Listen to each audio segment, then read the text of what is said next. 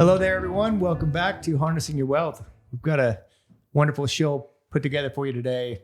Young man who has really started a interesting business, and I think he'd be someone you could all kind of relate to if you're out there listening. It doesn't matter how old you are, but to kind of give you the American dream, somebody who decided to put a focus on something and decided, hey, I'm going to start this business and I'm going to do something that needs to be done, kind of find a void and fill that void and take that business into what we consider to be a very successful operation.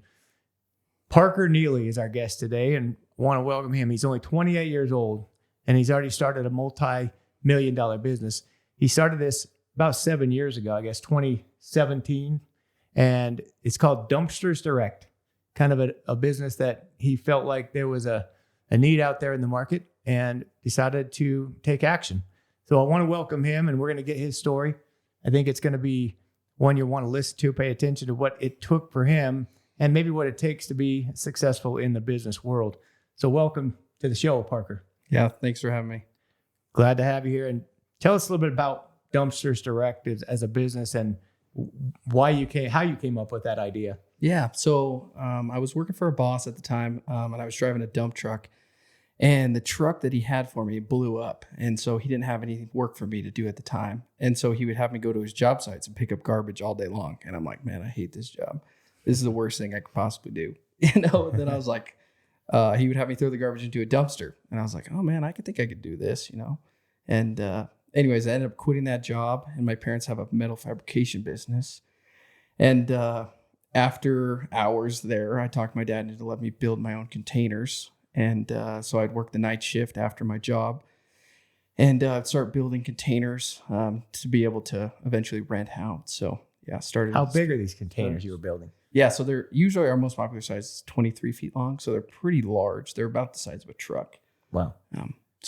And then you just load them up on the back of a flatbed trailer and haul them around? Yeah, so that's where the story kind of begins, right? I was like, oh, this is going to be easy. Well, I was wrong. Everything about this business is so difficult. I was like, oh man, I'm just going to pick the trash up, throw it away. It was absolutely opposite. So first dumpster I ever rented out, I was like, heck yeah, I finally got one rented. Well, that's not the case. They filled it up with rocks and concrete and dirt. And I had a trailer set up for the back of my dually truck that I purchased. And the very first dumpster that I pulled onto the truck, it blew up completely. Like it ruined the motor, broke the trailer. And I was like, okay, I got to figure something out here. And so it kind of snowballed in. And then I was looking for a semi immediately because I'm like, okay, I have a little bit of money. A normal semi costs around $250,000 per semi. And I don't have anywhere close to that. So I was calling on like basically KSL for semis, and I was calling this guy on a really cool one, and it was listed for $300,000.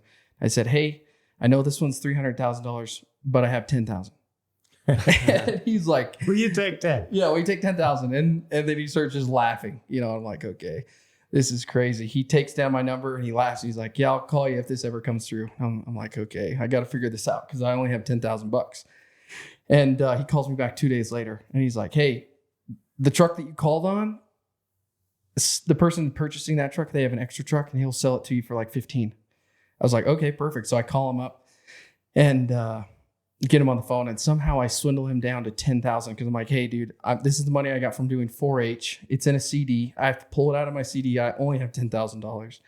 And I fly to California to pick it up. He picks me up from the airport, drives me back over, totally hooks me up. And we still talk today. I write him letters, but I'd get in the truck and I drive it back. I drive it from Arizona back, and the air conditioning doesn't have any air conditioning. So I take my shirt off and I'm just driving it through the desert. Like this is crazy. And it doesn't even have a cigarette lighter at this point. So my phone dies in the middle of the desert. And I'm like, if this truck breaks, I'm going to die out here. I'm going to die in the middle of the desert. And so what I was kind of getting at there is, at that time, I'm sure my parents could have wrote me a check for, the semi, but they know that, through hard situations and problem solving is where you learn all of your expertise. And that's why I wanted to figure out on my own, because I get the semi. I can't afford a hotel to stay in. I can't even fill it up because I don't even have any money. So I sleep in the truck, and I got home, and then that just kind of where it began. So Wow. getting that first semi is where like my business, I'm like, I have no other options. This is all I have. And, plan B is I can go get a job on base, but I got to make this work right now. So. And for those of you listening out there, on base means Hill Air Force Base here locally. That's the local kind of spot where a lot of folks work.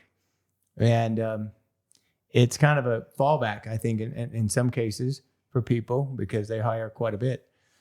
What this story he just shared is pretty fascinating for me because it shows the resilience, overcoming his first truck broke down, but he didn't give up and he kind of put that out there in the universe. This is what I have. This is the money I have. This is what I need to make this job, this business start. I just want to create it. And it started to develop for you. And I've heard those kind of stories so often from people who just had a dream or a vision and they just refused to stop and just kind of put that energy out there in the universe and then watch things develop. It's how you manifest miracles, I call it. Tell me about that truck. Are you still using it or have you replaced it now? Yeah, I definitely replaced it. It was not very nice, but it got the ball rolling, where I was able to actually like start figuring things out and how to do it and where to go. And, and then I got into the whole employees and insurance and semi, like the whole aspect of that. And it just, the more problems just started flowing in. You learned as you went, right? You just dealt with them as they came. Absolutely. How'd you market your business or get your name out there? Honestly, I just go talk to everybody. I just kind of go on the flow and, shoot my shot. So, like construction companies, general contractors. Yeah. I mean, the internet sometimes works, but people use somebody that they can trust, and we just try to be the very best of what we can do. There's a lot of people out there that focus on other things in the market. And we just want to be the very best at what we do. So, and then that's just kind of people call us back. We just try to keep one customer happy at all times. Nice. Referrals, people that just start using you and then. Absolutely. I hear a lot of people say like, oh man, I don't want to work for any of my friends. And I'm like, that's weird. That's the only people I work for. If somebody calls you, like most of the time it's somebody that and you just try to take care of them the very best that you can. All right. So. It's a good way to build your business as long as, you don't do the bad job. Yeah, you can't be shady or snaky because if not, they won't use you and you destroy their friendship too. Absolutely. So now that you're 7 years into this business, tell us what it's gone from. You had one dumpster, one truck. Where are you at now? Yeah, we have a lot, but never enough, I guess. So we run quite a bit of cans and trucks every day. But it's not easy by any means. If anybody was looking to get into this, I would absolutely not. I would say, hey, go start an insurance business because you need a pencil and some dress shoes. This is some next level stuff. People fall, get hurt. Call in. The trucks break every day. People ruin your equipment. Like I remember last week we dropped off a brand new container to a job site. I came back, someone stabbed a forklift straight through the side of it, and I was like, that's a $10,000 dumpster and it just got destroyed in one rental. So it's very hard in that aspect because, some people just don't take care of your equipment like you would. So, Yeah. Yeah. I imagine that's to be the case with a lot of people who own equipment. What's the process of dealing with that? Do you have insurance? And yeah, so we do have insurance on everything. And the process is most of the time we send them a bill, but most of the time people don't want to pay it because they're like, hey, this doesn't happen here. So, we got to have those hard conversations like, hey, you overloaded this thing with rocks and bricks and now we can't pick it up because it's so heavy. And then you get to the dump and the dump fee's $1,000 and then they're like, won't pay it. And so you're like, well, I didn't load it. So there's a lot of hard conversations there. So you got to have your ducks in a row beforehand. Wow. Do you just use a winch on these semis? To Yeah. So they have big cables that are like half-inch big. So they'll pull on the dumpsters. So Gotcha. Interesting stuff. What about your future plans for this thing? Are you going to just keep grinding away and try to grow it or try to sell it? Do you have anything in mind? Yeah. So right now I'm definitely in the growth phase. Every week we're definitely growing, and I think I'll just grow until I don't enjoy it anymore. Right now I really love it, and solving those hard problems is something that I still enjoy. So the day that I come in and I'm just like, I hate this, is I think the day that I'll move on to something else. But right now I do enjoy it. What's the most challenging part of your business right now? Yeah. So I'd probably say keeping customers happy, because like, for instance, I had a lady text me last night at 3:30 in the morning trying to get a container. I'm like, okay, there's got to be a little bit of a barrier there. But I would say the trucks, doesn't matter what you buy, they break every day. People getting wrecks every day. Not necessarily my people, but driving is a very scary aspect to a lot of people, just because there's a lot of crazy people out there. So I would say keeping trucks moving, employees, people paying their bills, all sorts of. I mean, I don't know if I can narrow it down to one thing. There's so many problems every day. Just dealing with the constant problems that come up Yeah, day-to-day basis. I would say so. We deal with a lot of business owners here, and it's fascinating to me to listen to their stories of going from themselves, a concept even, to growing and adding. And so where are you at now with number of employees who work for you? Yeah, I've got quite a few employees at the moment. But I would say the most challenging part is keeping everyone happy. Yeah. Yeah. But People are diverse. Luckily, we have a good dynamic at our office, and people really enjoy being there. So you have an office staff, and then you have your truck drivers. Yeah. And so laborers or mechanics or whatever else. Yeah, we don't have any mechanics at the moment, but if you're watching this, we're looking to hire one. So. Okay. Looking for a mechanic. You're find out you there. one. Yeah. Get in touch. We'll find you one. You grew up in a family that owns a business, multiple businesses, from what I understand. So is that kind of ingrained in you as a kid to have your own autonomy and be your own boss? Absolutely. Yeah. From a young age, my dad started his welding business when he was right outside of high school, and he worked in his parents' garage until his dad kicked him out, and he had to move to his grandma's garage to start welding up railing and stuff. And ever since a young age, I was like, man, this is what I want to do. I want to be the one that makes the decisions. And so after watching my parents grow it and build it into what it is today, I just knew that I had to for what I wanted and the lifestyle that I needed. I feel like I had to. It didn't matter if it was going to be dumpsters or, it could have been anything, honestly. So just whatever came to you at the time. The fact I just liked big semis and trucks at the time, that's what I wanted to pursue. Right. So. I feel like some people that are really successful, like your parents, their kids either grow up and they're super entitled and they don't work hard, or it's like you, where you start your own business and you're really independent. Yeah. What do you think the difference is there? Yeah, honestly, I think growing up. So, for instance, I don't know if you guys heard of like West Haven Days, but it's kind of like Southweek Days, but like fireworks and shows and everything. My mom would take us to that, and instead of just sitting us down and let us watch the fireworks, she would pre-buy glow sticks. And she would make us go out and sell them to try to sell them to each person in the crowd. So from a young age, she didn't let us sit and watch the fireworks show. We were selling glow sticks to try to make money. And then, that kind of evolved to Tony's Pizzas. And that's how I got my first bicycle. And then after that, we started doing 4-H. And that's how, I got the money into a CD to be able to grow it, to buy the equipment I needed for my business. And so she's always taught us from a young age that you take the money that you have and you try to put it into something else that makes money versus buying a brand new toy or a boat or, things that depreciate and don't make you money long term. So do you kind of look at those lessons in life from your parents who didn't give you everything you wanted and just set you up as what made the difference? I would say so. Yeah, 100%. My parents definitely made us work hard for what we got. And those are the stories that I think are refreshing to hear versus just watching some kids who fail time and time again, or who have no motivation to continue on when things get tough because they haven't ever had to work for it. Yeah. That's the old saying, shirt sleeves to shirt sleeves in 3 generations. It took 1 generation to build it, 2nd generation to kind of watch it, and the 3rd generation to blow it. Yeah, so you're back to 0. Heard that a lot, actually. So, as far as the economy, current environment that we're in, you started in 2017, we got into COVID, and then we had some pretty crazy inflation. So how did that impact your business? Yeah, so COVID was weird for us because a lot of people were at home not doing anything. So a lot of people were renting dumpsters at that time. But versus now, it is different just because the interest rates are so much higher. So a lot more people are hesitating on building their brand new home or that apartment complex.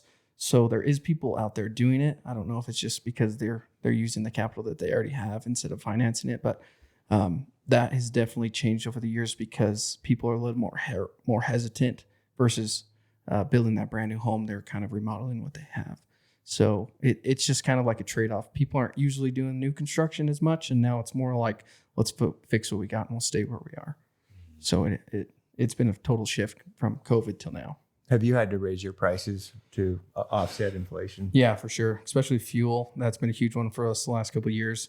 The fuel prices, and then all of our landfills and transfer stations have all raised their rates. So it's been tough. A couple of jobs that we have to like keep our pricing secure over a couple of years. We've had to go in there and renegotiate that because things do change. Mm-hmm. So what would you say your smartest financial decision you ever made?